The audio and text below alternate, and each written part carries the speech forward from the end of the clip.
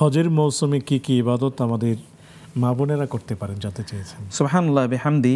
হজের মৌসুম মানে হচ্ছে, যদি আমরা হজের মাসের জিলহজ মাসের প্রথম 9 দিনের কথা বলি, তাহলে এই 9 দিনের ব্যাপারে অনেকগুলো বর্ণনা এসে রাসূলুল্লাহ সাল্লাল্লাহু আলাইহি ওয়াসাল্লাম বলেছেন, মা মিন আইয়ামিন, এমন কোনো দিন নাই আল্লাহ সুবহানাহু ওয়া তাআলার কাছে সেই সময়ের ইবাদতগুলো আহাব্বু ইলাল্লাহি খায়রু ওয়া আহাব্বু ইলাল্লাহ মিন হাযিহিল আইয়াম, এই দিনগুলোর চেয়ে অন্য দিনগুলোতে ইবাদত করা আল্লাহর কাছে প্রিয় না, অর্থাৎ এই দিনগুলোতে অনেক বেশি প্রিয় আল্লাহ সুবহানাহু ওয়া তাআলার কাছে ইবাদত করা।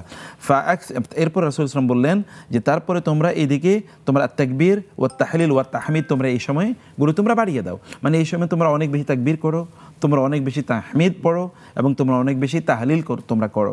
মানে এই সময়গুলোতে আল্লাহ সুবহানাহু ওয়া তাআলার জিকির করা, আযকার করা, যেটি কোরআনে আল্লাহ সুবহানাহু ওয়া তাআলা বলেছেন যে যেন তারা মানে ওয়ায়ুকাব্বিরুল্লাহ আলা মা হাদাকুম, অথবা আল্লাহ সুবহানাহু ওয়া তাআলা বলেছেন যেন লিয়াযকুরু ইসমাল্লাহি আলা মা রাযাকাহুম মিন বাহিমাতিল আনআম।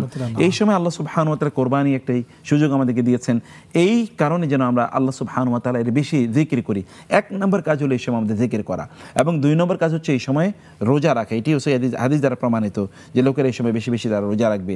এবং 3 নম্বর কাজ হচ্ছে এই সময়ে তারা অন্যান্য তিনি যদি কোরবানি করতে চান, তাহলে রাসূলুল্লাহ সাল্লাল্লাহু আলাইহি ওয়াসাল্লাম যেটি বলেছেন, কেউ যদি রোজা মানে ও আরাদা আহাদুকুম আন ইউদাহিয়া ফালইউমসিক আন আযফারিহি ওয়া আশআরিহি, কেউ যদি রোজা রাখতে চায় মানে তিনি কোরবানি করতে চান, সিদ্ধান্ত নেন যে তিনি কোরবানি করবেন এই যে 10ম তারিখে, তাইলে তিনি তার চুল কাটবেন না, তার নখ কাটবেন না ইত্যাদি থেকে তিনি বিরত থাকবেন।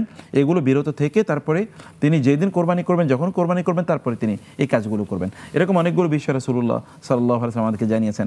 এর মধ্যে সবচেয়ে বড় ইবাদত হচ্ছে এই সময় কোরবানি করা। ফাসল্লি লিরাব্বিকা ওয়ানহার, আল্লাহ তাআলা দুটো জিনিসকে কোরআনে একত্রিত করেছেন, ইন্না সলাতি ওয়া নুসুকি, দুটো কিন্তু একসাথে আছে। এক জায়গায় সলাত এবং মানে ফাসল্লি লিরাব্বিকা ওয়ানহার, অন্য জায়গায় ইন্না সলাতি ওয়া নুসুকি। ফলে ইবাদত মানে নামাজের সাথে কোরআনে আল্লাহ সুবহানাহু ওয়া তাআলা অনেক জায়গায় তিনি এই নুসুককে অর্থাৎ কোরবানিকে আল্লাহ সুবহানাহু ওয়া তাআলা একত্রিত করে দিয়েছেন। সুবহানাল্লাহ। তাই বলবুদনা জাআলনাহা লাকুম ফিহা শাআইরুল্লাহি লাকুম ফিহা খায়র ফাইদা ওয়াজাবাত জুনুবা ফাকুলু মিনহা ওয়াতইমুল কানিআ ওয়াল মু'তার। আল্লাহ সুবহানাহু ওয়া তাআলা এখানে এগুলোর মধ্যে আমাদের জন্য নিদর্শন রেখেছেন। সূরাতুল হজে বারবার এই কথাগুলো আল্লাহ সুবহানাহু ওয়া তাআলা বলেছেন। ফলে এখানে আমাদের এরপরে যে বড় ইবাদতটি তা হলো কোরবানির জন্য প্রস্তুতি নেওয়া। সুবহানাল্লাহি ওয়া বিহামদিহি।